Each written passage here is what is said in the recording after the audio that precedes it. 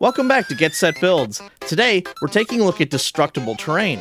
Destructible terrain isn't a feature in Brickadia yet, however, we're going to take a look at what we can do with the features that are available. This first attempt at destructible terrain isn't perfect, and I intend to make improvements to it. However, it's so fun to play around with, I really wanted to get a version out there for all of you to see. This first version is 2 layers deep, meaning you can dig tunnels underneath the ground, and you can crawl through them. It's not perfect though. The ground can respawn behind you, trapping you underground, and forcing you to have to shoot your way back out.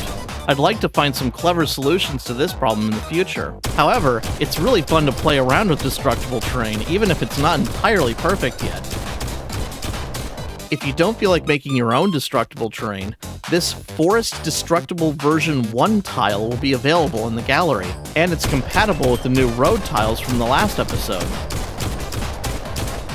So, how does this destructible terrain work? Each dirt tile is connected to logic underneath it. Each time the dirt is shot, it'll add 1 to a variable. The variable is then checked for when it reaches a desired number of shots. Once that desired number of shots is met, it sends that signal to the dirt to make it disappear. It also sends it to a timer. Once the timer is complete, then it will reset the variable back to 0, making the dirt reappear. And that's the basic idea.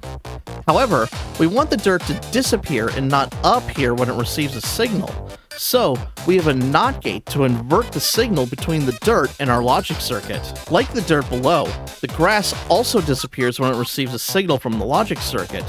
However, its weapons collision is always turned off, so that we can fire through it and hit the target dirt beneath the grass. That way, the grass and the dirt could disappear using only 1 target brick. The next step, each of these stacks of 2 dirt blocks was turned into a 2x2 chunk of checkerboarded dirt.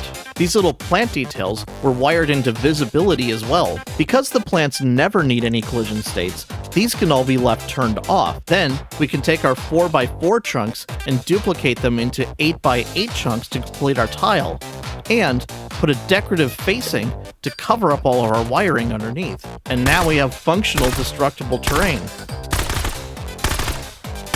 Have fun out there, and I'll see you next time on Get Set Builds.